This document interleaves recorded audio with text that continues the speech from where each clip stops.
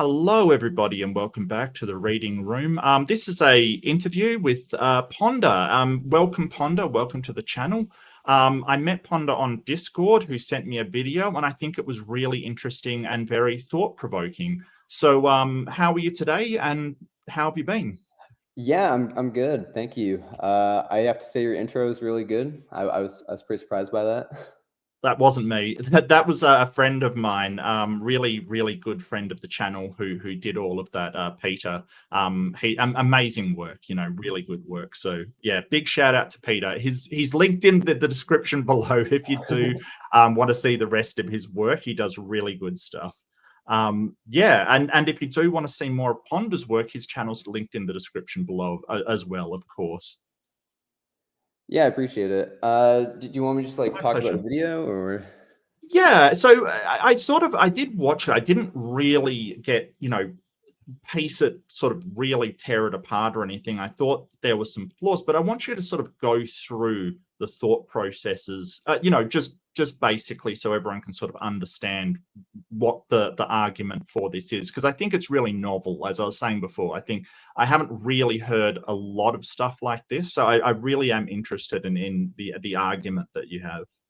Okay, yeah. Just for context, are you familiar with consciousness, kind of as an Oh argument? yeah. Okay, yeah. Yeah, it's kind of to me, it's sort of the hard problem of consciousness is interesting. Sort of why we're conscious is the big question that sort of gets put out there a lot, and sort of coming up with reasons why we are actually this sort of self-aware and self-identifying um, agent that can think about why we're conscious at all, why that thought even occurs to us is sort of the hard problem of consciousness.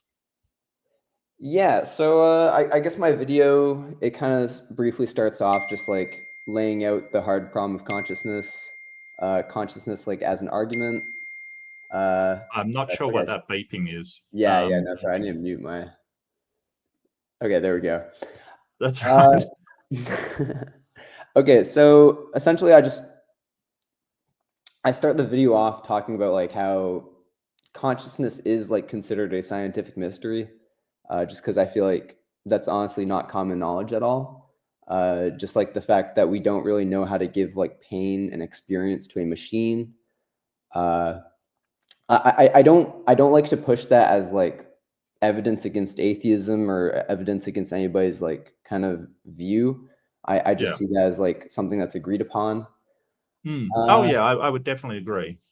yeah, and then my video, the argument for the video, uh, it's essentially asking this I don't know, I think some people call it the meta problem of consciousness. Basically, it's asking why do we think there is some mystery? Why is it a universal kind of thing that humans come with, that we believe that there is some weird scientific mystery coming out of our bodies? Uh, Essentially, I think the way my video puts it is that consciousness generally gets modeled as a byproduct of physical processes. Basically, Mhm. there's all these chemical reactions going on in your brain. There's all this kind of physical code and chain reactions happening, and then as a byproduct, experience and pain comes out of that. Uh, and then essentially, I frame it as if this is a byproduct that effectively doesn't have physical impact, it's not in our model of physics, then why are we speaking about it? Why are we aware of its existence? And then Mm. I propose kind of intelligent design as a needed bridge for us to be able to speak about a phenomenon that doesn't have physical impact. Okay. So I would hesitate to call what the brain is doing a code. I really would steer away from that word just because of the connotations it kind of has. Okay, yeah. Um, yeah, but like you say, consciousness is modeled as sort of a byproduct of the processes our mind is doing. And I kind of do acknowledge that. But at the same time, we're kind of in this place where, yeah, it is kind of a mystery why we actually have consciousness at all. That's why it is the hard problem of consciousness. I don't disagree with that at all, but it's sort of the mystery of it. Why consider it at all? I think that one of the things that has been presented to me is that in order to use the tools at our disposal, the communication tools, for instance, and especially something called socio-technical skills, right? We've got to be able to have a sense of identity in order to pass those skills on to each other, essentially. So socio-technical skills are sort of being able to work with tools and being able to pass that knowledge on without somebody else discovering it for the first time. So that interplay in communications, I don't see how that's possible without a consciousness. Okay, so I kind of like to think about like robots. Like, we don't believe that AI has like pain and experience, but it's kind of able to do theoretically anything we can. Like, Well, I it don't think. depends who. Yeah, it Okay. depends who you ask. I mean, have you heard of Turing? Yeah, like the Turing test. Yeah. Alan Turing basically said that, yeah, that robots and machines think, but not the same way we do, and that sort of our ideas that they don't have consciousness may just be a different interpretation of what consciousness is. Because if you take a robot capable with sensors to see damage, for instance, and it's coded to avoid that damage. What's the difference between that and pain? So yeah, I feel like consciousness is just generally a bad word because people use it for like so many different things. Right. Uh, it's kind of like how like plants can react to like being damaged, but we Sure. Yeah. generally don't think that like they experience pain per se. It's just like there's a physical Yeah. reaction going on. Yeah. So Absolutely. like just because a robot is programmed to avoid damage or it identifies damage and we code it with a bunch of if and else statements, general consensus is that it doesn't actually feel pain. It's just doing its code. Well, I mean, yeah, what you've described is procedurals, though. That's the if-then statements. What I'm talking about is neural networking, which is machine learning, that Yeah, it learns to avoid these situations because of the parameters put upon it, not necessarily the hard code that's given to it.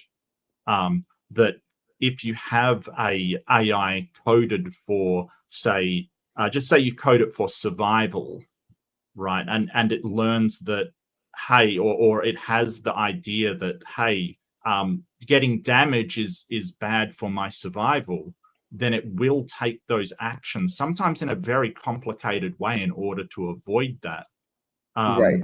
So like I agree, like just procedural statements will never get you to any kind of consciousness, but I'm not sure about incredibly complex neural networks in computing. This is slightly off topic, but I am kind of working on like a third argument, and it's pretty related to this. So do you kind of know how like neural nets work? Like there's like output nodes and then like input Yep. nodes, and Yep. then Like, yeah. I know how they work. I probably couldn't code one myself, but I do understand how Oh they yeah. I generally don't work. code them Yeah. either. Don't worry. Uh, Okay. yeah. Basically, the third argument that I'm working on is that I guess the core of it is that any neural net can kind of be repurposed. So like ChatGPT is a big Sure. rule book saying like activate these output nodes based on these input nodes, and Yes. we decode those output nodes as words, like with meaning. Yeah. But Sure. theoretically, like on an alien planet, they could have the exact same neural net, but they call it Art GPT, and it create those output nodes get like rendered as like colors for pixels, and it Oh, creates like sure. cool abstract art to them. Hmm.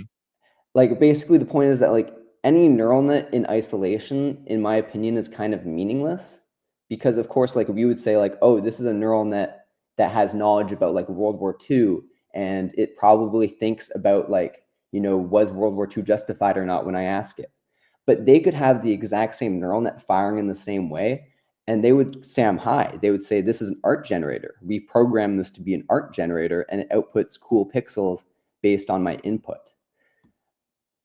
Does that make a little bit of sense to you? Or Yeah, no, and I would agree that the mind and what comprises the mind isn't just the neurons and the chemicals by themselves. It has to have the input of your entire life in order to output what we consider to be sort of those decisions that we form into consciousness. I think it is a good analogy that of the idea of tabula rasa, if you're familiar with that concept, that we're all a blank slate at the start, and we have to sort of, who we are is sort of intrinsically tied to what we learn during the course of our lives. I haven't heard of tabula rasa, but it sounds interesting. Yeah, it's kind of just a blank slate. But I mean, let's set that aside for one second. Yeah, I want to agree, go back to the original sort of argument that you had.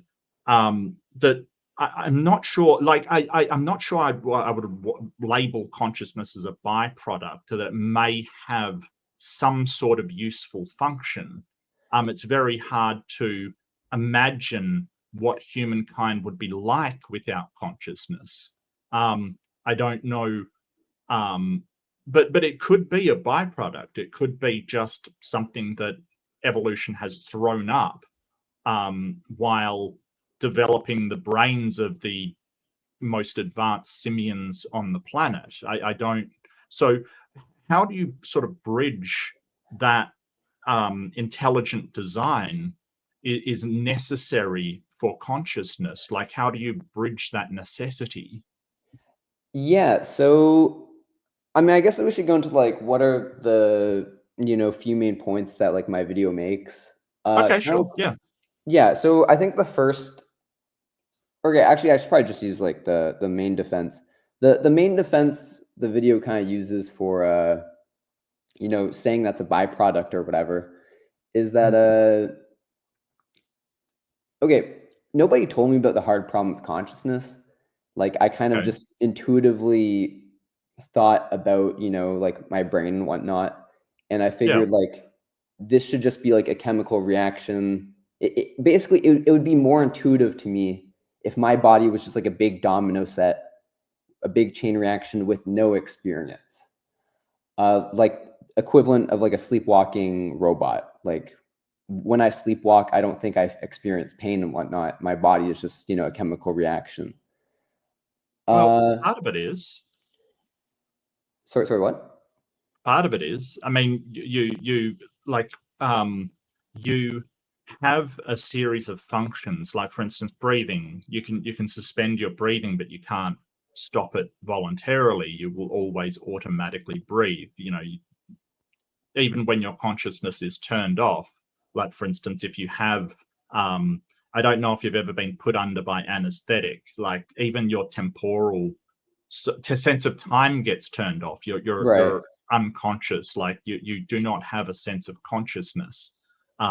It's a wild feeling if you've ever been put under anesthetic, strong anesthetic, because I was put under for something in, like, my teeth were bad. My wisdom tooth had to be removed by surgery. I was put under, and it felt like, to me, I was just punched in the mouth, because there was no pain and then suddenly pain, because no time had elapsed between going under and waking up. It's the wildest feeling. Your consciousness is actually turned off and you only have your autonomous functions. It's not like being knocked out. It's not like being, there's nothing like it.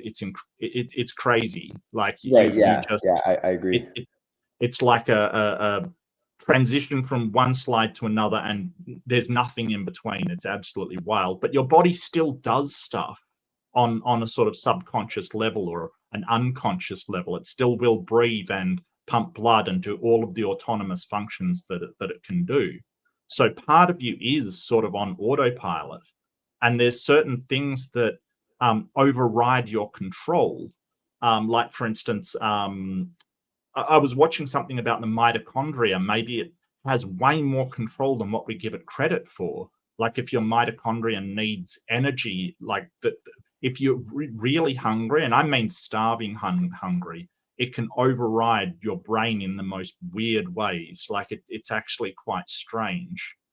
So sort of to say, well, we should be this sort of automaton that just reacts to things, sometimes we kind of are.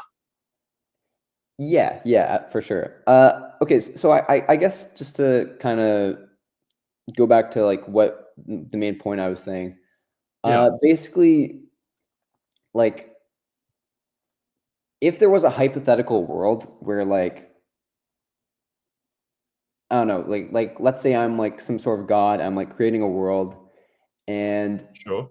I basically make it kind of identical to our world, but there's no Uh-huh. hard problem of consciousness. So like we're removing that mystery. So are you actually removing consciousness here? Yeah, so basically I'm Okay. proposing like a hypothetical world where like the rules have I've changed the rules such that like there is no hard problem of consciousness. There's like just particles in physics. So like Okay. matter no longer has the ability to like, cause this like weird phenomenon. Well, Ponder, sorry, I Yeah. just want to sort of clarify something, because when you say sort of there's no hard problem of consciousness, it's just matter and physics, that's all we've sort of found so far. So I don't know what it would mean to sort of, like, the world you're describing is the world that I think exists right now. So maybe we can rephrase it in a way that I can sort of understand what you mean. That um, um, so do you mean that there is a consciousness, or a god's making a world where that consciousness is only provided by the god, or what do you mean by that? Sorry. Yeah. I think we should scrap like that half line of thinking. Uh, Okay. Basically, like I think a very famous philosopher around consciousness is David Chalmers, and basically he asks like, why aren't we pea zombies? So he's basically asking like, why do we have consciousness over no Right. consciousness? Right. So a pea, yeah. Yeah, sorry, go ahead. I was just about to define that. Go for it. Yeah, so basically, a pea zombie is like this hypothetical idea of a human that follows, the same physics, but it doesn't have any hard problem of consciousness. Like it doesn't have pain and experience. It's just purely like if and else statements, effectively. Well, it doesn't have consciousness. So when you keep saying the hard problem of consciousness, that's the question of why we have consciousness. A pea zombie doesn't actually have consciousness. It doesn't have that awareness of self. So there is no problem of consciousness because it doesn't have it. It just reacts in such a way that looks, for all intents and purposes, like consciousness. Yes. Essentially, it's asking like a pea zombie is just like a I mean, it's kind of a difficult idea if you like for a lot of people, but it's basically a physically identical human to you, but it doesn't experience pain and like color. It doesn't have like that internal movie playing. Like you have Mhm. like kind of an internal movie with like visuals and sound. Yeah. Basically, it's the equivalent of like what if there was a human physically identical to you, but it didn't have that. Like it was just Yes. purely but if it's physically the same, then like I basically kind of use P zombies to ask the question like where is the physical impact? I basically phrase it as like how would a P zombie move differently? And I'm not saying I have the ability to create P zombies or that they're possible, but I kind of use it as a tool to ask people like where might the physical impact of consciousness Mm. lie? Because generally when they point to like, oh, like maybe that's consciousness or something, like in my Mm. view, that's just gravity. Like that's not some mysterious force. Yeah, I don't know what your thoughts on that are. Well, I mean, the problem with P zombies is that we don't really have an example of something as intelligent as a human while still just being, say, non-sentient or non-conscious, basically. Like you're mentioning plants earlier, and I totally agree. They just react to things. They don't seem to have any awareness. There's other animals that do have awareness, like, for instance, they've done studies with elephants, for instance. They put a mark on the elephant and show them a mirror, and the elephant knows that it's itself that has the mark. Like it paws at the mark, or its trunk goes to the mark on its own face, not on the mirror. So it knows that the elephant, that is, what's in the mirror is them. And so that sense of self. But sort of with P zombies, I think the problem arises when you say, hey, what would be the material impact? I mean, I could suggest a number of things, but there's no real way to test if it's true or not because we don't have any counterfactuals. So I can sort of point out that things like creative innovation, right? So how does a entity that's been pre-programmed come up with any kind of new idea? So you were talking about the if then else statements kind of thing, like just the procedural statements that in coding that just lead to the outcome you've pre-programmed. There is no innovation in there, whereas something like a neural net could possibly or feasibly at some point come up with something new as an amalgamation between a lot of different ideas. As I pointed out before, there's also the communication aspect. If I'm just reacting to things, how do I show you how to make a stone spear, for instance? Like if you don't know and I need you to know because we're all part of the same tribe, how do I consider how to put my knowledge into something to teach you if I have no consciousness to be able to analyze exactly what it is that I'm doing? That step backwards from what it is that I'm doing is necessary in order to teach, because I can't, I mean, I suppose I could just do it and hope that you get the idea, but being able to step back and go, okay, how did I do that? What did I do to make that work? And another point, that idea of stepping back and saying, hey, what did I do there that allowed me to succeed or fail, or what went wrong with what I did? Say, what I chased a saber tooth and got hurt. That was a bad idea. I think that may be of benefit, but at the same time, I mean, ponder, I can't prove that, because there is no counterfactual to say, hey, a non-conscious human would just be eliminated from the face of the earth, because that doesn't exist. So I can provide a lot of possibilities, but I don't know how I would show them. Yeah, so I guess just to briefly speak on some of your ideas there. I mean, I don't think at no point when we're functionally building a robot or an AI, do we set as a requirement that we need the robot to have experience, to have pain and colors and internal experience. I feel like we can make robots that communicate just fine, without with AI. Yeah, I mean, ChatGPT communicates, even though general consensus is that it doesn't have any internal experience. It's just. Well, I'm not really. I mean, to compare ChatGPT to the human brain is just so leagues of difference. It's incredible. I don't know.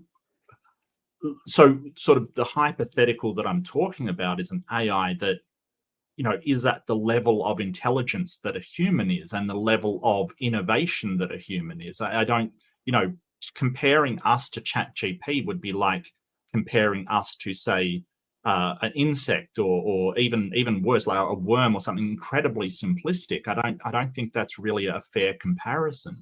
Well, I only compare them in the sense that they're both, chain reactions that follow physics, and they're both neural nets. I just like to use kind of AI, as I feel like people understand the physicality of, a metal neural net over like a carbon-based one. Well, I think that the difference would be that a neural net would be designed with a specific purpose in mind, whereas with humans, we kind of have a number of different systems that are kind of cobbled together. For instance, I mean, you mentioned, that something was intuitive for you, and that is your right brain kind of thing. The left-hand side of the brain is concerned with things like detail orientated and logic and language, maths, things like that. Whereas the right side is sort of creativity and big scale thinking, intuitive leaps kind of thing. And those two different sides kind of work in conjunction, and we sort of think of ourselves as just one person, but when you actually sort of get into what is happening in your mind, it's like there's a whole bunch of different people in there, because there's a whole bunch of different systems working. So whereas with an AI, we would program it as a top-down sort of design, here's how we make things work, and design it like that. I don't think that's an accurate description of the human mind. Right. Okay. Yeah. I think that's fair. I Yeah, guess and the I just want to make one more point. Like mitochondria, for instance, like I pointed out, it can actually sort of override your mind with what it wants, and sort of impel you to do things, sometimes kind of against your will. It's this weird thing where we've got all of these different systems, with a whole bunch of different demands on us. And so I think that, I mean, don't get me wrong, Pond. I'm not saying, hey, AI is completely different than humans, because obviously they're both neural networks. But I think we have to be honest about whether, where the analogy between them is similar and where it isn't. Yeah, no, obviously, like brains are far, far, far more complex. Yeah. I mean, honestly, I think before ChatGPT existed, I just use like phones as my example, just because Right. Okay. I just like to use a machine. Uh, Mhm.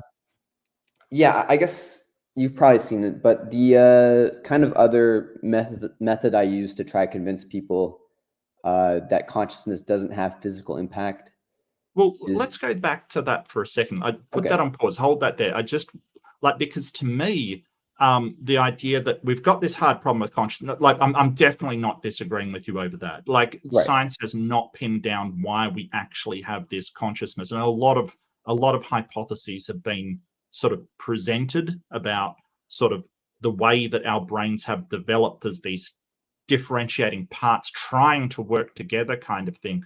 And consciousness may be a byproduct. I'm not convinced of that, but I'm not convinced it's sort of an actual survival mechanism, because there's a lot of misfirings in there, and the fight or flight responses kind of can be hijacked by certain. Like, it's just a mess, basically. But what I don't understand is you why you believe that a god would make a better reason for, what I mean. I'll just call it the sort of human experience than sort of natural means. I'm not sure of that. Yeah, I mean, I think that's a really good question. I mean, honestly, I think subjective experience just lines up really good with what we would like expect under a religious view. Uh,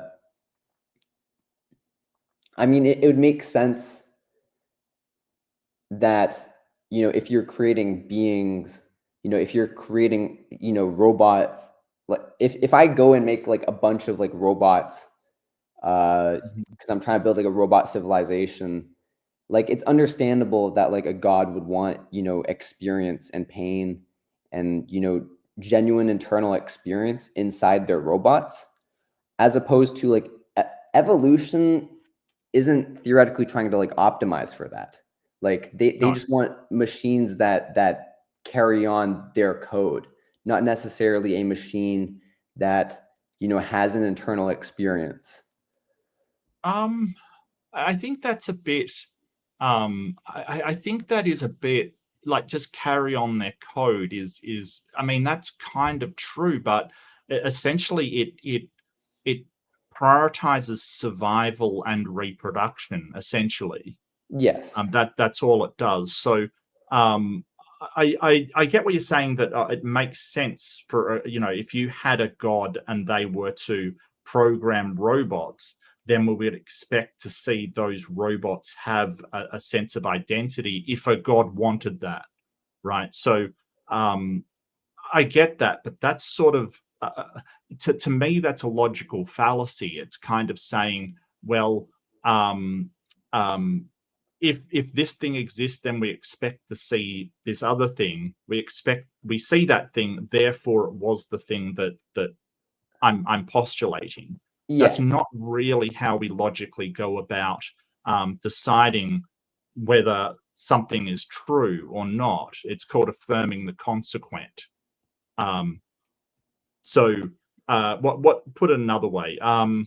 No, I fully understand what you're saying. I don't use that as like Well, an let argument. me explain it to the audience. It's kind of like affirming the consequent, because that's, you know, Yeah. I grant you, you may understand. I'm not sure if everybody does. So it's like saying, you know, if my cat got into a fight, it will have scratches on my cat. I see scratches on my cat, therefore I know it got into a fight. The problem comes that it may have gotten scratches other ways, like falling off a fence, or, you know, trying to climb under a bush or something. It doesn't necessarily mean that what you're postulating is true. And so with this, you're sort of saying, well, if God made thinking robots to be, you know, it would make thinking robots be aware of themselves. People are aware of themselves, therefore the God did it. But there's other reasons that might have come up, like about. Yeah, no, I don't disagree at all. That's kind of just like an intuitive kind of like personal, you know, explanation. Oh yeah. I like intuition's useful. Are you aware of the left hand, right hand brain, intuitive versus logical, type one, type two thinking? Are you Yeah, aware of yeah, that? absolutely. Yeah. So intuition seems to be a very quick way to make decisions. Something just occurs to us, and we go, okay, that needs to be done. It's covered by the right hemisphere of the brain. It does these leaps that can be very, very accurate, but sometimes they're not. Whereas the type two thinking, the logical side, which is the left hemisphere, it takes a lot longer, you know, to sit down and go, oh, why did this happen, kind of thing. But it's a lot more reliable, if incredibly so much slower, you know. So I don't mind intuition. I just would not rely on it in order to for my epistemology, for my reasons for believing something. Right, Um, right. I don't find that intuition is particularly reliable. Yeah, yeah. I guess like the logical point behind my video is that Hmm. basically I ask this question like, why do we believe that there's some mystery phenomenon in our body?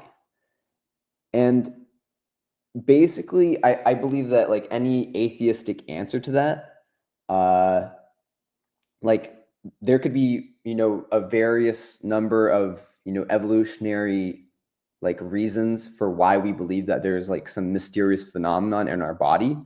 But I believe that like any of those reasons tend to be like very independent of a mysterious phenomenon actually being in my brain. So like to say that's not a coincidence, to say that like how do I go from a phenomenon being in my brain to like, I'm not going to say code, but like my physical setup being set up to speak about it? I basically argue that I think intelligent design like is needed for that. Like it's very hard to, because this belief that like some phenomenon is in my brain, like that's in my DNA. Like nobody told me about that. There's basically like the genetic belief that every human comes with. I am more certain that my subjective experience exists over like this chair I'm sitting on, because like it's theoretically possible that like I'm in the matrix and nothing around me exists. But like the one thing we always know is that like this phenomenon that we're talking about, like subjective experience, it for sure exists. And yeah, I basically propose that it's like extremely difficult to go from this phenomenon existing to something like my phone or a robot or a human being physically set up to speak about the phenomenon. Right. Well, for a start, I'm not sure I would agree that being able to be aware of the mystery of consciousness is in your DNA. I would struggle to think of a time when humans didn't have language that we would really sort of be aware of that struggle, just like animals aren't aware of that struggle, but they are conscious, or at least not to our knowledge. I mean, I don't know if an elephant has ever gone, well, why do I have this mystery of consciousness? We've got no idea whether that's occurred to them or not, because, well, we don't speak elephant and it can't communicate to us anything Right. like that. So, but I don't think it's part of our DNA. I think our intelligence is part of our DNA, the ability to grow our brain to a certain size and use it to a certain capacity is definitely DNA. But I'm not sure the actual capacity to regard this mystery is part of our DNA. You're talking sort of about our ability to perceive the problems that we have in defining ourselves. Now, I don't think it's the mystery is something in and of itself. I think that's created out of humans being able to analyze themselves. You're sort of talking as if it's some, sort of unique thing, and I don't think it is. It's like, for instance, the human's ability to conceptualize paradoxes, right? Right. Things that cannot exist in the real world, right? We go, okay, well, this statement is a lie, kind of thing. That is a paradox. It is logically impossible. A married bachelor is logically impossible. A square circle is impossible. It's a paradox. But we can still conceptualize those things and analyze them because we have an analysis of who we are and what is going on in the world. I think our ability to say, well, we have this mystery as the hard problem of like, why are we conscious? Why aren't we just a reacting, unfeeling sort of bystander, or why are we here at all? This idea of me guiding through this, self-reflecting, why are we here at all? I think that's just the ability to reflect upon our own minds. I don't think it's this special, unique thing. The fact that we haven't found a solution or a scientific solution to the hard problem of consciousness, I don't see that as being, well, then it has to be a God. We might have a solution in the future. We might not. I don't know. But that's a big leap to say, hey, because we consider this problem with ourselves in the same way that we analyze the world and analyze our own actions. And I mean, we're humans, we analyze damn near everything.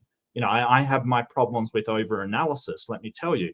But it doesn't mean that that was given to us or coded into us, or somehow that particular analysis of ourselves is special.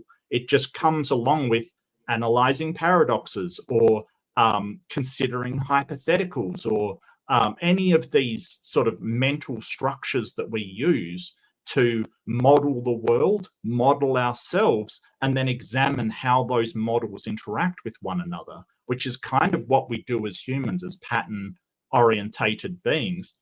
You mentioned sort of subjective experience exists, and I really would like to know what you mean by exists, whether that is exists as in reality or as a mental construct. Because you sort of talked about solipsism, and solipsism is kind of, to me, solipsism is sort of something not even really worth considering. It's kind of, and you're saying that your subjective experience is sort of more real. And I don't know what that means, because we're aware of the reality of our brains, how they work, the neurons firing, the chemicals, all this kind of stuff. As far as I'm aware, there's a lot of things that I can create in my head that are just constructs, like your paradox, for instance. So we can create an idea of a married bachelor, we can consider it, put it in hypotheticals, we can make these constructs, but it doesn't really exist in the real world. It only exists as a construct in my head. I liken it to, are you a gamer at all? Yeah. Sure.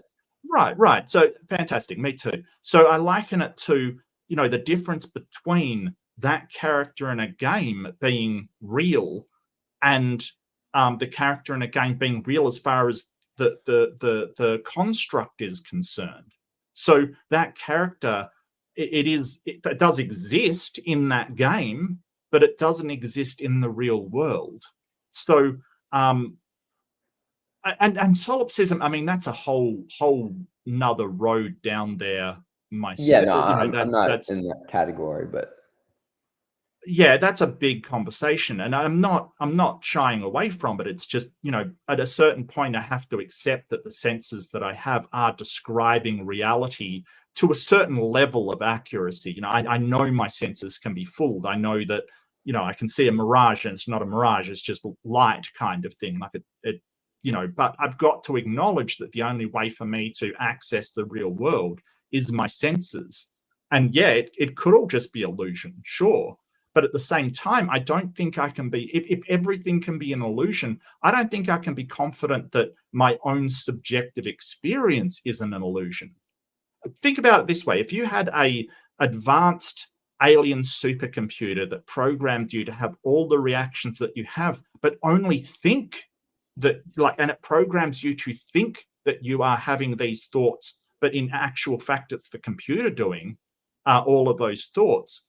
I think it falls down there as well. Like, you don't have a way to show that you are in fact a individual sentient consciousness and not just a byproduct of a program telling you how to behave and then telling you to think that you're thinking it for yourself. No, I completely agree. I'm not talking about like free will or like what is, my experience coming from. I'm just talking about like at a base level, like I can be certain that my pain, like my, like this internal movie I have, like I'm experiencing that, like that exists, like regardless of if I'm in the matrix or like if I'm from a computer. I mean, Grant, honestly, yeah, I agree this conversation is being a little too philosophical, but it's just pointing out that like it's weird to me that like the pinnacle of knowledge that like I as a human has is that like this phenomenon exists. Like I don't know if it's not making too much sense for you. We can kind of skip over it, but no, I get where you're coming from. We have a really difficult to explain and weird phenomenon that we have. Like, I'm certainly not minimizing the hard problem of consciousness, because we really don't know why, with any kind of certainty, why it's there. But to me, it's a massive leap from we don't know why we have this phenomenon to it has to be intelligently designed, especially by a god. I don't understand the leap there. Yeah, it's not the consciousness that like I even care about. It's more that my body is set up to speak about it. I know it's very weird to conceptualize, but it's kind of like if I built like a really big domino set, and like let's say it's the most complicated domino set in the world, and it's like I even model after, I don't know, a human brain or whatever, and it's so complicated that perhaps pain comes out of it, like that won't change how the domino set is set up. Like the dominoes won't start sliding around to suddenly output like, whoa, some phenomenon emerges from me. Because I do view my body as a domino set. I view it as like a big physical chain reaction. Like I view the whole world as a chain reaction. And what is byproduct from that, like what internal experience comes from the domino set does not influence how they are set up. That's kind of the core idea. So it's like, why is my domino set up to speak about this internal movie coming out of it? Like that would have to be something extra to align those two. Okay, well, I think it would have to be that the domino set is not only set up to fall, it is set up to look at how it's set up and then adjust how it's set up because it needs to survive as a domino set. I think that looking at it as a domino set, that's all perfectly fine. I get you. Like, there's just deterministic processes going on. But when you get to the point of, well, that domino set has got to analyze itself, analyze what's around it, and prioritize itself surviving in the area around it, that it may get to that point of going, well, how am I set up? Can I be set up better? Is there something I can do to change some dominoes around or change this room that I'm in to be able to have the dominoes spread out a bit better? Because what you've got to, like, I mean, I don't know, you definitely wouldn't sort of, contest this, but humans change their environment. That's sort of what's unique about us in the animal world, that we generally will change our environment rather than just changing our own behavior and our own things. So we've got to know what we're doing and why we're doing it, and predict into the future what possible ramifications those changes will have, which some would argue we're not particularly good at because of the problems that we've put upon ourselves by doing some of the things that we've done. But to be aware of yourself and what you're doing with a complex enough system, I don't see why you wouldn't start to go, well, why am I analyzing what it is that I'm doing? Why am I considering this at all? Right. Because you're really looking at your own thoughts, and they go a lot of this into psychology. For instance, cognitive behavioral therapy, right? Yeah. So I don't know if you're very familiar with it, but it's sort of looking at the thoughts that you have come up and go, okay, what does that lead to? And is that a logical way to think? Because a lot of those thoughts are intuition. They just come up with, you hear people laughing and, some voice in your head says, oh, they're laughing at me. And cognitive behavioral therapy sort of says, well, let's examine that and see if there's any validity to that objectively. And a lot of the times you find it isn't. It's just, that tiny paranoia or that tiny voice sort of telling you something weird in the background. So sort of analyzing our own thoughts and why we're thinking it is a very human thing to do. I mean, that's essentially one of the reasons why philosophy exists. Because not only are we thinking, why are we here and why does the universe here, but epistemology is basically, why do I think the way that I think? Why do I believe what I believe? Why do I know what I know? That's one of the essences of philosophy. Yeah.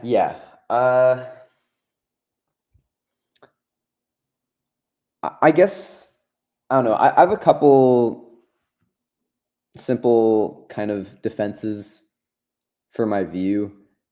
Okay. And I don't think they'll convince you or anything, but I feel like I should say them at least. Sure, yeah, please. If you do, please, by all means. I guess another like simple way to kind of put my mindset into like view is that like consciousness isn't in our current model of physics, and like things follow our current model of physics.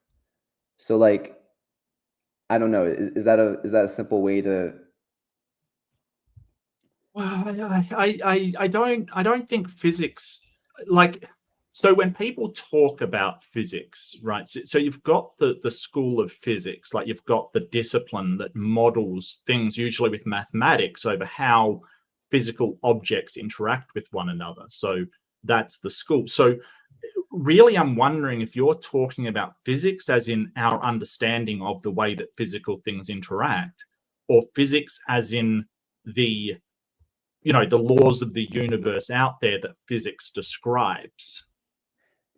Yeah, well, I guess the first sentence, like my video uses, like it kind of pushes the sentence a lot. Like, we can figure out how a structure will move without knowing if it Sure. has subjective experience. Sure. So like a jellyfish or a tree or ChatGPT, like humans may argue over like, does ChatGPT have internal experience? But like without knowing if it does, we're still able to figure out exactly how it would move, like using, physics and, our basic understanding of computers. Like, to me, that feels like it's only possible if this phenomenon doesn't have physical impact, because otherwise I'd need to know if, ChatGPT has it in order to know how it would move. Well, I think that to a certain degree, we do model things physically, especially when you get to neurology and things like that, about where the brain can go if physical things occur to it. I don't know if you've ever heard of split brain patients, people that have had their brain split down the corpus callosum. Right, it's the section down the middle of your brain that switches from the left to the right hemisphere, and they communicate between them. Some people, through accidents or in order to stop epileptic seizures, have had that cut down the middle.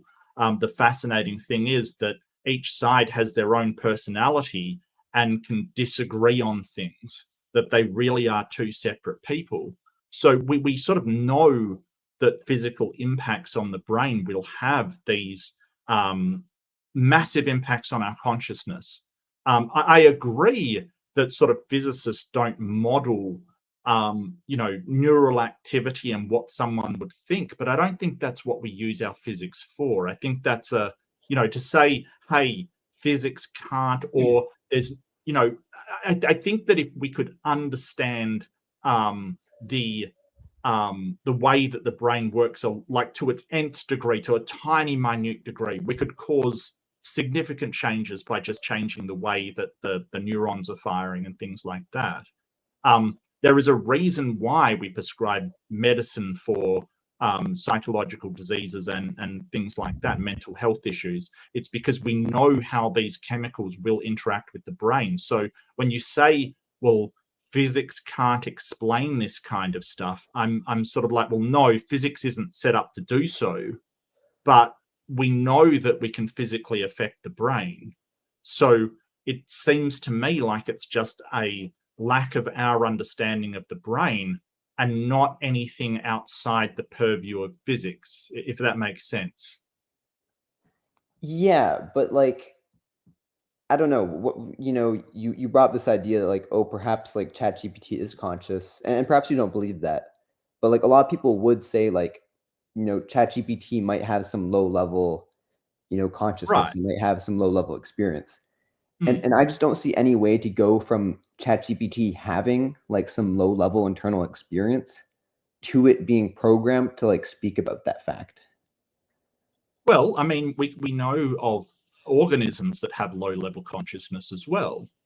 So you mentioned the jellyfish. We're pretty sure that has no consciousness whatsoever. But what about insects? What about very, very simple reptiles, for instance? Like a lot of the stuff they do is autonomic, but a lot of the stuff that they do is also seems to be decided on where they go to catch food, or being able to lift their feet to disperse heat and things like that. Is a snake, how conscious is a snake? So we don't have to go to GPT and more complex models to see consciousness on various spectrums, right up to, I would proffer human beings being able to talk about their own state of consciousness. At the moment, chimpanzees are going through a stone age, which is just wild. Like, they're actually learning to use tools, but not only that, they're passing along those tools to their offspring. Now, chimpanzees can't talk like humans can. It's one of the things that always bugged me about Planet of the Apes when they started talking. It's like a chimpanzee does not have the vocal cords to be able to make human, like it just can't, right? There's no way. But what I can see, or at least hypothesize, that if they became able to communicate in a significant way, then they may be on the path to a consciousness that would go, well, why are we conscious and able to, demonstrate how this stone tool works to bubbles the chimp down there? Like, why am I doing that? And I think that when you're sort of saying, hey, ChatGPT, I don't think it's conscious, I think less with consciousness that's a consciousness or not conscious, and rather a really wide spectrum from completely not conscious, like a plant or a jellyfish would be, to very, very conscious, like a human would. And I don't see a reason why at some point in the future we couldn't have AI that's, basically not conscious, like ChatGPT, to something that is fully conscious, like being able to analyze its own reasons for doing things. I don't see why that wouldn't be the case.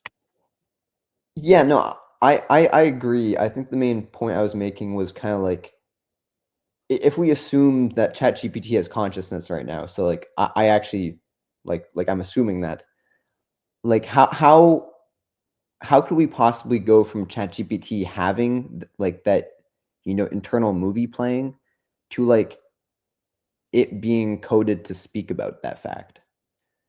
Well, have you ever heard of the singularity, the AI Yeah. singularity? Yeah, so that's sort of, nobody can see what will happen beyond it because it's beyond our understanding. But basically, when the singularity occurs when you have an AI that can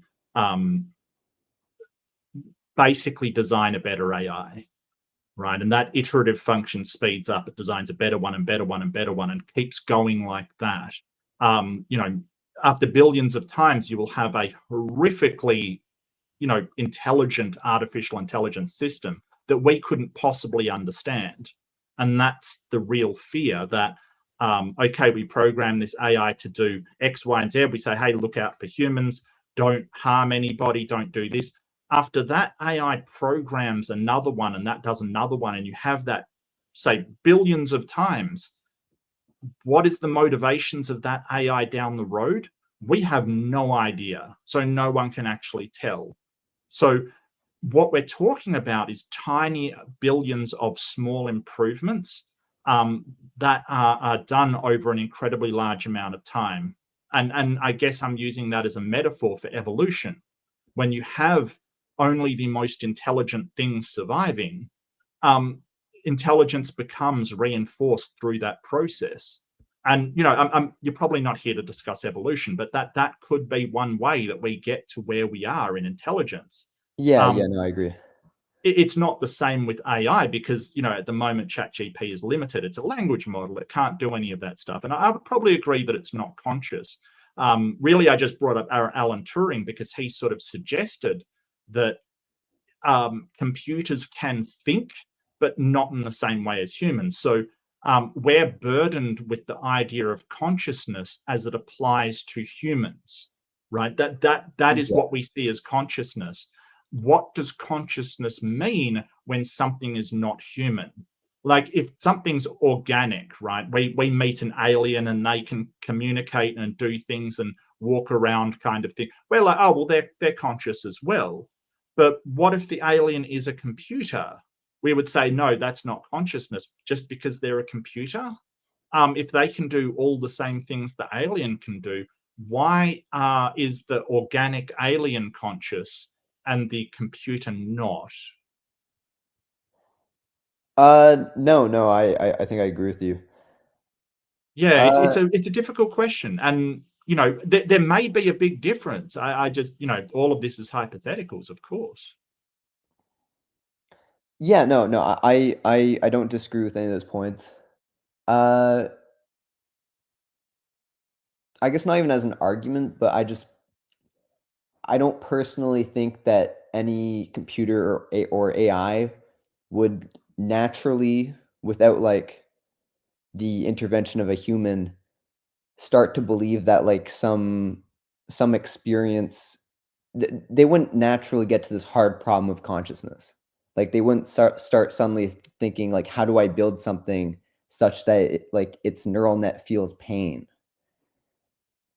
But Well, like, I mean, pain's kind of an illusion. It's basically your body's reaction to damage that compels you to avoid it. It's just a horrible reaction to damage on your body. okay, yeah. I don't think it is. I don't think it has a you know I don't think it has like this thing of, oh, well, I'm going to make this human suffer. I think it is just well, um, how do you get a relatively unwise, a stupid organism to avoid this thing? You've got to have something to stop it. Like we're talking, maybe a hyena or something. How do you get it to avoid danger and damage to its body? Well, you have receptors, and when they're triggered, you compel it to move away. And so I think pain is this compulsion we have to move away. And it's really fascinating that you can override it for a start, which is an interesting thing, that you can sort of go, okay, well, I'll tolerate the pain and just push through it, which is fascinating. And the other fascinating thing is that sometimes it doesn't come from your brain. If you're not overriding it with your brain, if you're not conscious of it, and something gets burnt, like your fingertips get burnt, you will actually come back, and they've tracked that response to your spine, not your brain. It actually fires to recoil. And you have to override that with your brain if you're going to, pick up a hot pan or something. But a lot of it is involuntary. It's actually pretty crazy that they've tracked that to a sense, I can't remember what it was, a sensory node in your spine, which is just wild. But yeah, I mean, it's complicated. But the pain, I don't think pain is. I don't think pain is this thing to make you suffer, right? Like evolution doesn't care about suffering. It doesn't care that you're in distress. It doesn't care about anything. It's just that the only things to survive are the organisms that basically, when they start to get damaged, they absolutely will do things to stop that damage from occurring, right? But at the same time, having the option to override that seems to be important as well. There's certain times where, for instance, our children are getting attacked, and we want to go, okay, but that's pain, but something's more important, right? We've got to push through that and defend the next lineage, kind of thing. That's important. So we seem to have this ability to override it as well, which is wild. But I don't think it's this thing here to punish us or make us feel bad. I think it's just a natural reaction to our body being damaged. Yeah, no, I agree. I'm also just curious. Before I made this video, I made an earlier argument. I think it's a lot easier of an argument to give. Okay, sure. Well, what I want to ask, just before you do, Ponder, I just want to ask one thing. Was these the arguments that convinced you to believe in God, or was it something else, and these are arguments you've come up with since? Like, I'm really wondering if these were the things that convinced you. I grew up in Christianity, so like these weren't the things to convert me. Okay, gotcha. But I do like, I think there's like this question, because sometimes there's like weird arguments, like the ontological argument, and it's like, Sure. did this actually convince anybody? Like I do find my own arguments convincing. Like, yeah. So well, I don't think you'd be presenting them if you didn't. So that's fair. That's totally fair. No, I just wondered. That's all. I'm not saying that. That's a good question. For me, I don't think you've sort of bridged that gap of, well, there's a mystery, and so intelligent design is the best explanation. I don't think you bridged that, but I get that you find it compelling, and that's fine. I totally get it. Not a problem at all. It's just I that's what I've taken away. But go on to your other argument, Ponder. I'm sorry to interrupt you. I was just curious. No. It's a very good question. Yeah. So my first argument was essentially there's like a property of consciousness that I think really aligns with religion well. I don't know. Essentially, like a lot of people would tell me that like I am my matter, like I am this set of carbon, right? Like they would tell me that I am the materials that make me up. But like over a 7-year period, like through natural body processes, like I become, I think like 98% new matter. Right. So like I think it's wrong to call myself my matter when like 10 years down the line, like the matter I'm looking out of right now is going to be in the dirt. And I understand, sorry, I understand like the next like natural reaction is to say like, oh, well, like you're not the matter that makes you up, but like you're the structure. So yeah. But I find that problematic because I guess what I'm proposing is that like generally over a decade period, I effectively have built a clone of myself. Like I've taken matter that's not me, I've put in the shape of myself, and then I expect to look out of that body, and realistically I do. But if I directly make the clone, like if I say I'm the structure, and I decide like, oh, I'm going to directly build a clone, and then I off myself. Like I'm not looking out of that new clone. Like it may share the same structure as me, and it may like I've given 2 scenarios that like physically speaking have very similar end results, because in both scenarios it's effectively a clone of new matter.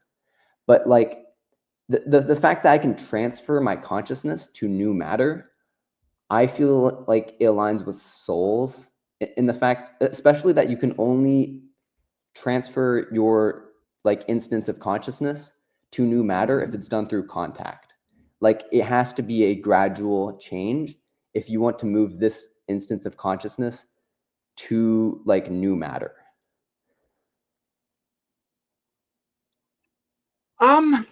So that's a huge question, and it's a really interesting one philosophically. Really, what you've described is kind of like the ship of Theseus, if you're familiar with that one. Yeah. So if you take away all of the parts and replace them, this is for the audience. If you take away all the parts and replace them, do you have the same ship? Like, so just over time, you're replacing the planks and the sail and everything.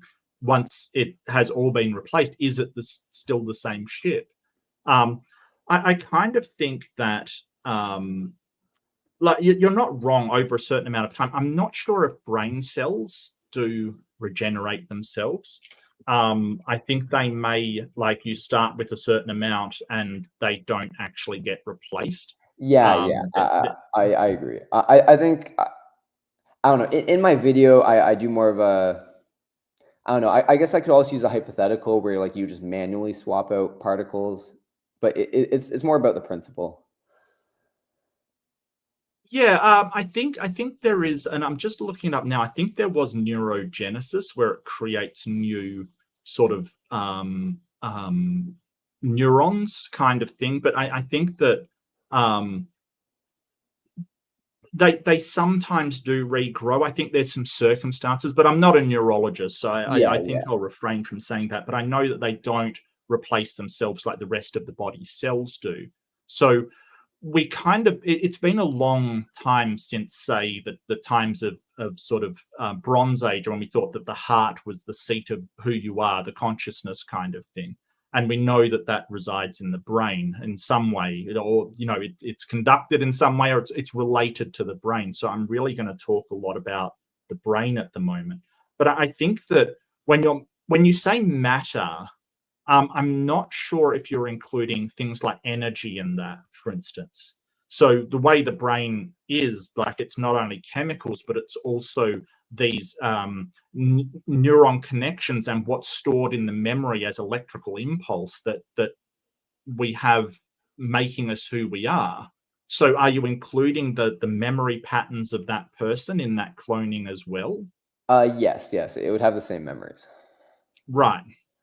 So I think that if you could replicate identically the brain, the energy, the electricity, the synapses, the neural connections at exactly the same size, I think you would get somebody that will act exactly the same as you would, because they have all the previous exact experiences and all the same synaptic connections to be able to, when it goes, Yeah, hey, yeah, if absolutely. somebody calls me a jerk, how am I going to react? And it would go down the same process kind of thing. So I don't, and when you say, oh, well, that clone, you know, it wouldn't be me, and I agree with that. It wouldn't be you, but the clone would think it is the original, Yeah, right? The no, clone would say, absolutely. hey, I have all these memories. That is me. I am that person. So I don't see where a soul is necessary, because if you made a clone with all exactly the same memory, mental connections, everything exactly down to precisely the same thing, would it behave in exactly the same way? And I think we can sort of say, yeah, probably would. Yeah, So, yeah, no, I agree. so I'm not sure what the soul is doing in that case, though. I get that. Hey, there's something unique about our subjective experience. I get that. That hey, this subjective experience is mine, and you have yours, and they have theirs, kind of thing.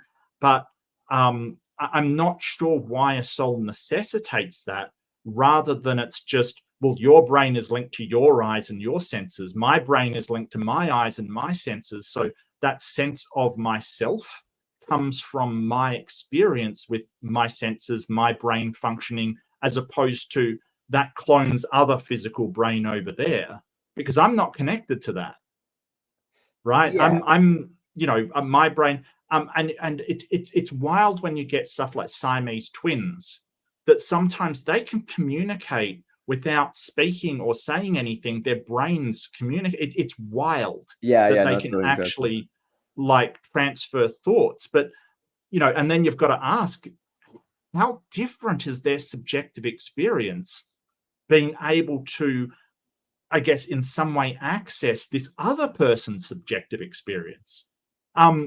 And do they share that subjective experience? We don't know. It all comes, and I mean, it's fascinating, but I'm not sure where a soul would be involved with that clone doing what it's doing. I'm not sure why it would be necessary.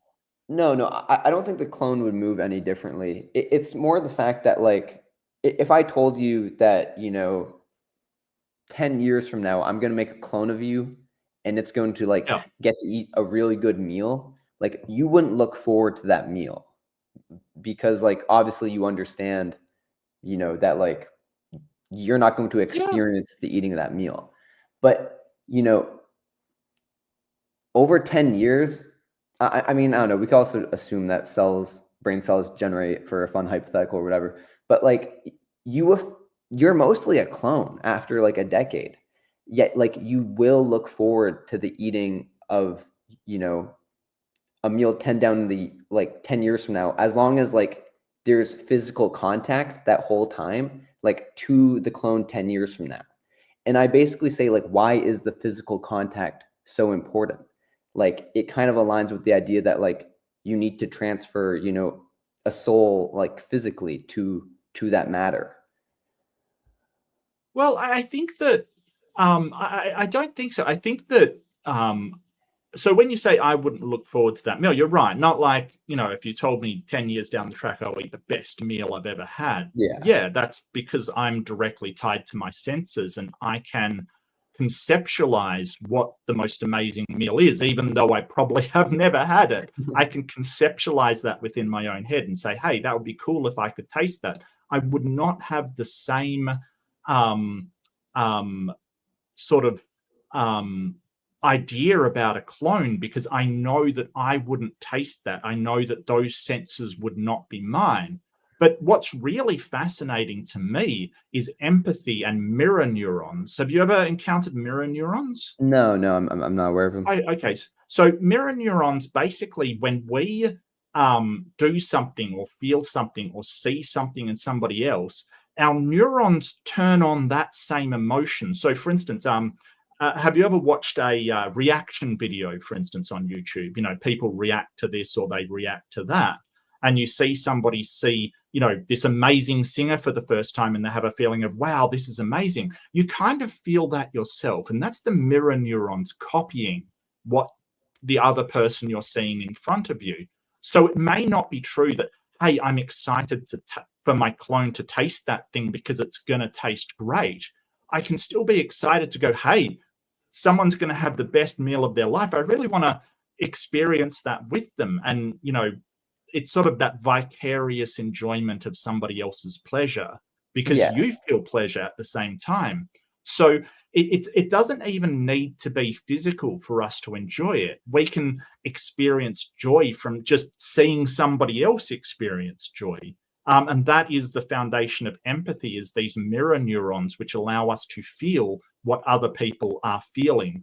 And I kind of feel sorry for people that have a sociopathy or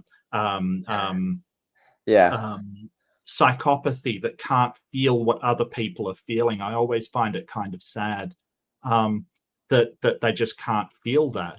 But, you know, but I think at the crux of the matter is that I wouldn't feel the same because it wouldn't be me tasting it. It wouldn't be my senses. If that clone somehow, I mean, we're going way down the hypothetical rabbit hole here, Ponder, but, you know, I'll oblige. So if we could somehow have a device in my mouth that let me taste what the clone could taste, then yeah, I would be excited for that clone to taste the greatest meal that ever occurred, because, you know, that would allow me to do it as well. I don't know why we would need it doesn't seem to be a lack of soul for me. It seems to be just a lack of connection to those senses that seems to be stymieing me here. No, I'm just talking about, like, I guess it's very similar to, like, the Star Trek teleporter. Did you know about, like, the Star Trek teleporter? Yeah, that every time it teleports, it basically disintegrates somebody and kills them and then reforms them exactly as they were, but it isn't the same person. Yeah, I mean, I'm gonna alter it a little bit, and let's say it kills you, and then it deconstructs your matter, and then takes the exact same matter and reconstructs it on the other side. Like, do you look out of the other side? Because in some sense, it's physically the same thing. It's physically the same matter and the same composition.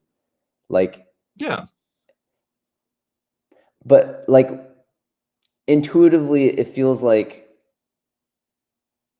you're not going to experience future events if you take the Star Trek teleporter. Like it kills you. Okay. Cool. Basically, like, humans will sometimes ask, like, when it comes to the Star Trek teleporter, like, is it the same matter that's being used to reconstruct me on the other side? And, like, that's a very weird question to me, because it almost feels like it shouldn't matter if they use, like, test tube carbon, like this tube of carbon versus this other tube. But it feels like intuitively to me, people on some level understand that there's, like, a soul connected to, like, this set of carbon. Like they're, you know, I don't think a robot would ever ask, like, hey, when you rebuild the robot on the other side, make sure to use, like, you know, specific metal over, like, some other metal. No, I don't think so either. I think, though, sort of, as I said, I don't think intuition is necessarily the best way to analyze whether something is true or not. So you've sort of said most people will intuitively think that there's a soul attached. And number one, I don't think most people believing something is a very good reason to believe something. Yeah, so that seems to be a sort of populum kind of thing.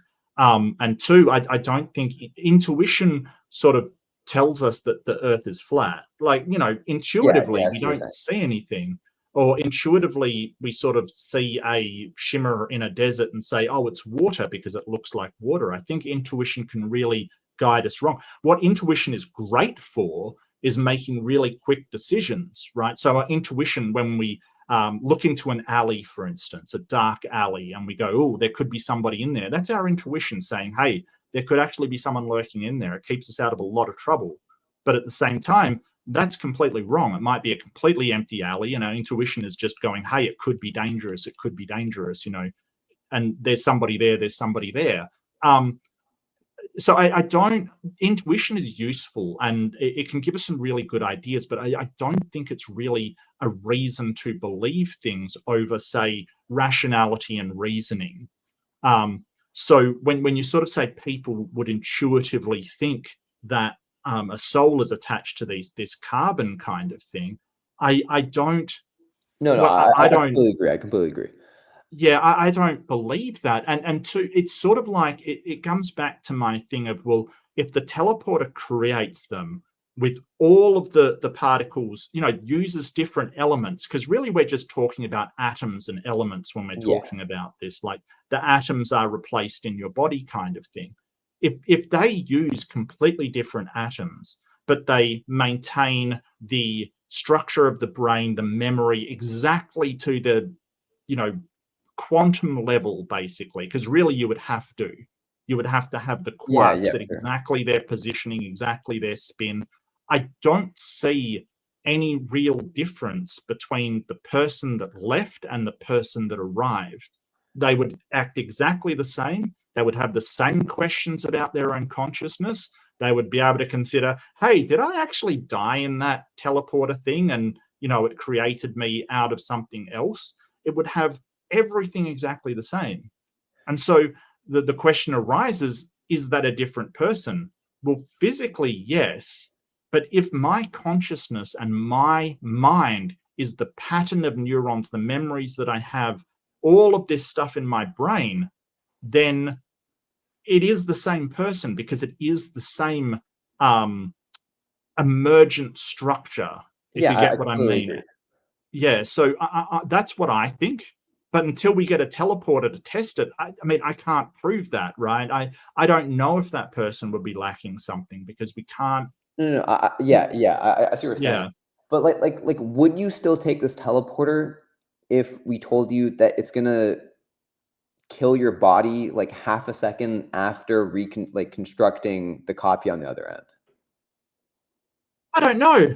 Yeah, probably. I mean, if I still exist, if my consciousness goes on, I don't see a problem, really. That's a good question. That's a really good question. Maybe.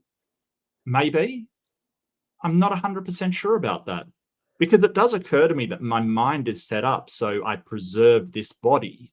That's what my mind automatically will do. I mean, It depends on the reason I was doing it. If I was to save a huge segment of humanity, I would do it without a thought. But if it's just to move from ship to shore kind of thing, I'm not sure I would. But that's a good question. But it occurs to me that my brain will do anything to preserve, well, itself primarily. Yeah, I mean, it kind of goes back to the thing of like, would you look forward to the meal that your clone gets to eat? Because like with the Star Trek teleporter, it feels like it's a very similar scenario. Like it's making a clone, and this clone's going to get to like do really cool stuff and like spend your money on a house. But like at the end of the day, that's just like a copy that's been made. Like as you say, that's not your mouth. Like that's not. And I just feel like that lines up really well with the idea of souls, because as you say, like if I'm just the neural net processes, and it's the same neural net processes on the other side, then like under materialism, like I should have no problem going through this teleporter. But like that doesn't seem like reality. Like in reality, like my consciousness is not transferred to the clone. Like if I want to transfer my consciousness to other matter, it has to be through physical contact. Like if you swap out all my molecules one for one with different molecules over time, like I will look out of new matter, and I can look forward to like, eating a really good meal. But that just makes sense to me under like, it seems to line up really well with souls. The fact that like you can transfer consciousness, but only through physical contact. But I mean, it's kind of like that that idea of So what you're describing, yeah, but it's also that what was that thing? I've forgotten the name of it. It was where they loaded their consciousness into a disc, and then they had these sleeves that they basically put the consciousness into, and Okay. nobody really has a problem with it because your consciousness is backed up, and who you are kind of continues. So I guess that with something like that, I don't see a problem with it. I upload my consciousness into a storage thing and then download it into something else. I continue. I don't, whether or not I am basically saying, well, this is the only body that I will be able to experience that out of. Well, I don't know that for sure.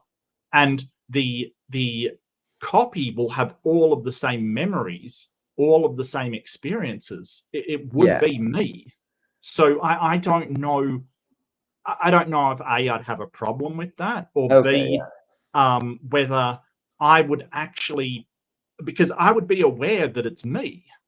Like I would be going, okay, this is me. This is my only consciousness. And then I would say, hey, did I only start at that time I stepped into the teleporter, and all those memories of my wife and, going through school and all of this stuff is just an electronic memory? Is all of that just an illusion?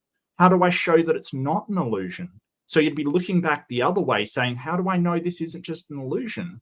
So it's a fascinating concept, but I still don't see it tied to a soul. It might be that this perspective, if you will, gets ended, and that perspective ends. And yeah, I wouldn't like that to happen because I consider myself this perspective. But is that indicative of a soul, or does that just mean that your brain, this brain, wants this perspective to continue because that's how we have survived, that it's impelled to keep this perspective going? And sort of by the way that you say physical, it requires physical contact. I'm not sure if you include things like transmission of data, because that's what the teleporter is. It transmits the data and then reassembles them, kind of thing, right? So I'm not sure whether physical is something that I would get on board with. If the data can be compressed, it can be transmitted any way you want. I mean, it would be insanely complex data, like just probably, no, I get what you're saying. Yeah, require all the. But I feel like it kind of goes back to like the thing you were saying, where like you don't look forward to your clone's meal. Like if the clone wasn't made via contact, like you don't look forward to its meal unless you have like something in your mouth. Right. But that's just a result of me not having the senses that my clone has. Okay, yeah. Not really to do with any kind of thing, or I've transferred my soul, or the soul has some kind of thing in it.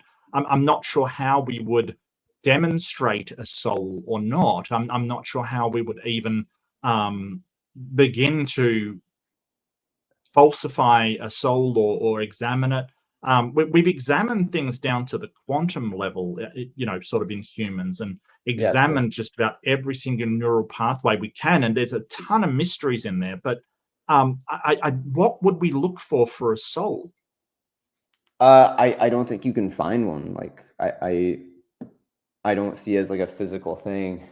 I mean, it's kind of why I go back to like it's why I also think like consciousness doesn't have physical impact. Like I think it has a non-physical source. Like, what makes you say that? Okay, I have like a very specific like view and mindset when it comes to consciousness, and it's like super hard to give to somebody else. Like I just see the world as a giant domino set, and then I believe that it would make more sense if the domino set didn't have experience coming out of it.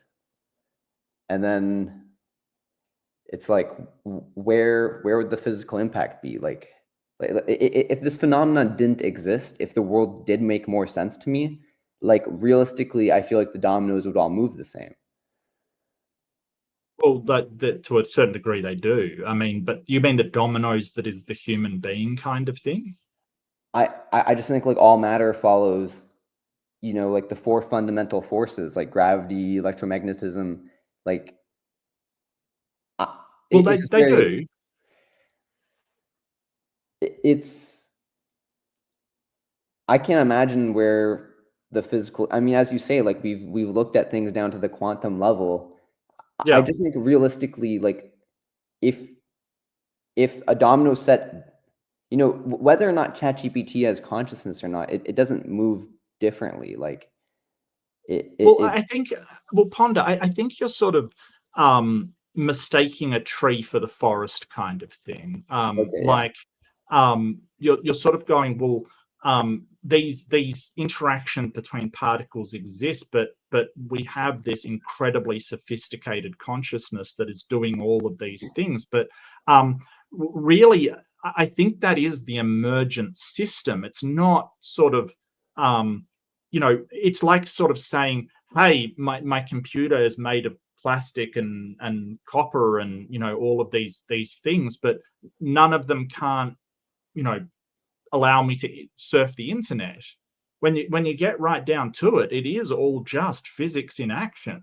It's just we can't sort of say, hey, we have these physical particles interacting, but I can't see how that allows me to browse the internet. It's the internet is sort of a thing that is an amalgamation of incredibly complex systems all working in certain ways with the goal to transfer data. That's all it does. It just tries to route data to where it's needed. But none of the component things will be able to form the internet. Like, for instance, if you just put one computer by itself, that's not the internet.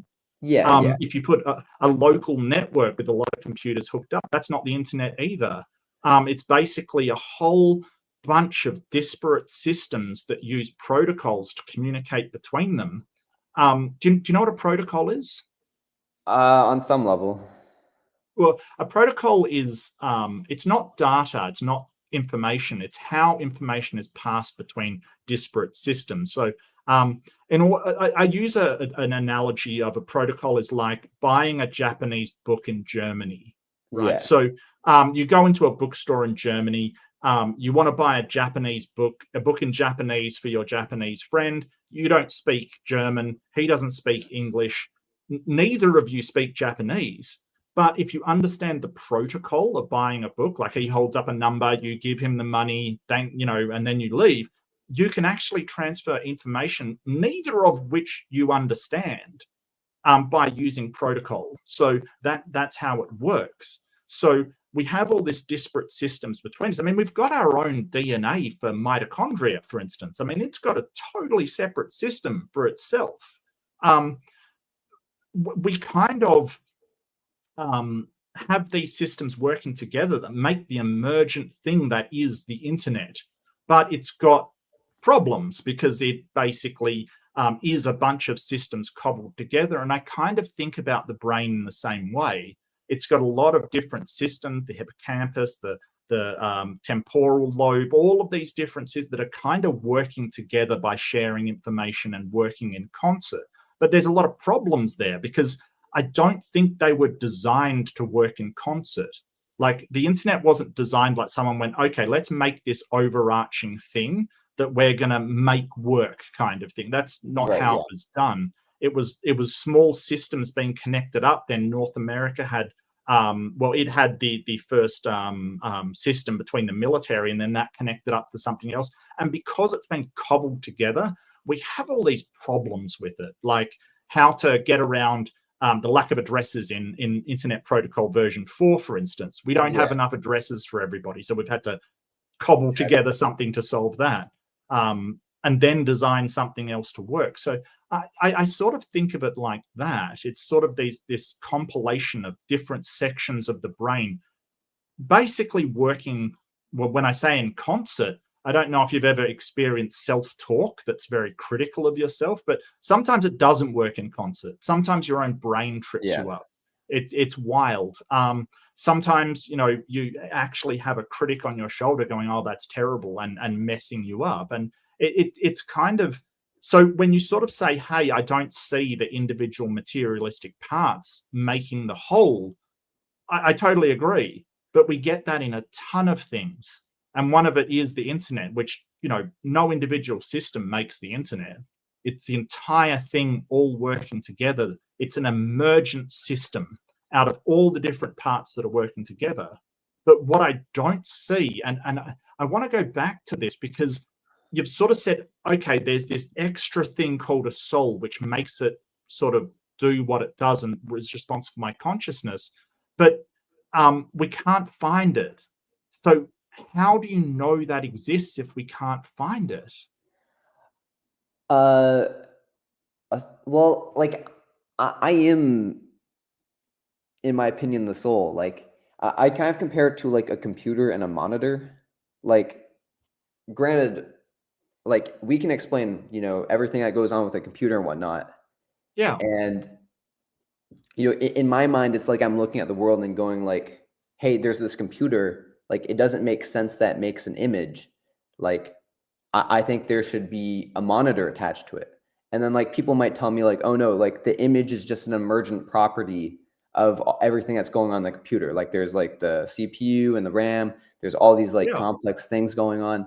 But like it just, it feels very clear to me that like you need, an extra component to like kind of read the computer to actually like create an image from all the processing that's going on. Well, yeah. It's more that the computer sends that image. I mean, the image on the screen isn't created by the monitor. It's created by I understand the system. It's more of an I guess I'm really looking at your epistemology here in sort of, you've sort of said, okay, well, I think there's a soul that's required. I don't see it. How do you actually know yourself that it exists, that it is actually a thing? Yeah, I mean, like, I don't get me wrong, Ponder. Don't get me wrong. I know you believe it. I'm wondering why you believe it. Well, basically, I see subjective experience as like a phenomenon, and I look at all of its characteristics. I see that's able to like move between bodies of matter effectively. Like it's kind of like the. What do you mean move between bodies of matter? Your consciousness. Yeah, because like if I over 50 years consume carbon and become like a body of new matter, or if like for some reason you took like you slowly over time swapped out one molecule at a time with like a different molecule, like you can make me a body of new matter, but like I've transferred the body I look out of is now it's like a separate body of matter. Well, but I mean, we know that memory is a physical thing. It uses electrons and synapses to record what it is that we've seen. And sort of it would be like saying, well, the internet has to have a soul, because how do you switch out these computers and still have the same internet? Like, that Google wasn't running the same computers today or yesterday. It just, they switched them out and put the same data on them. So I don't see anywhere where a soul is required for me to have the same memories, the same synapses, the same pathways in my brain. Yeah, no, I agree. It's not about it's not about the memories. Like if you wiped all my memories, like I still believe I would look out of this body. Like if you told me that like, oh, we're gonna wipe your memories and then torture you, like that would still be equally concerning to me. Sure. Yeah.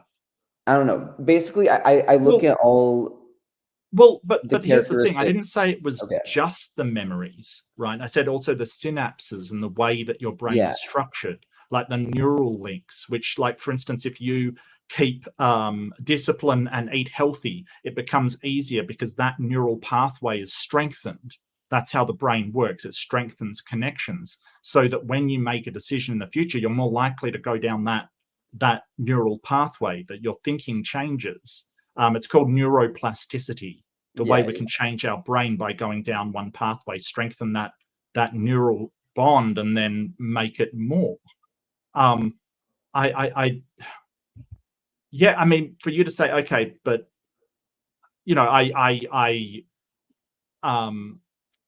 like you're there, but if we get people that say have a prefrontal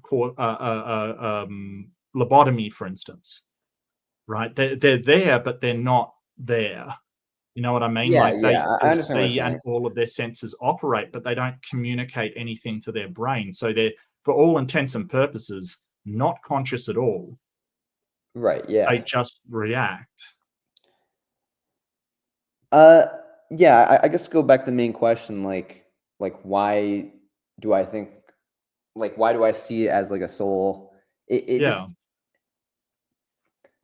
like if I ask myself like what would I expect a soul to do, it feels like subjective experience like lines up really good with that. Like if I was to give a robot a soul because I'm a god or something, like it in my opinion, it just lines up like very well with what I expect it to do. Like I would expect it to to perhaps give like experience to the robot. And if the robot wants to,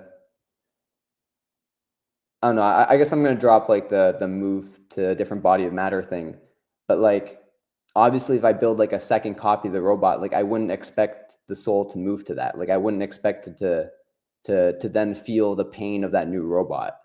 Like I mean, I'm aware it's not going to convince you of anything, but I guess just like when you ask me, like, why do I see it as connected to a soul? I just look at the properties of subjective experience, and it Okay. lines up really well with me, and that's all. Yeah. Okay.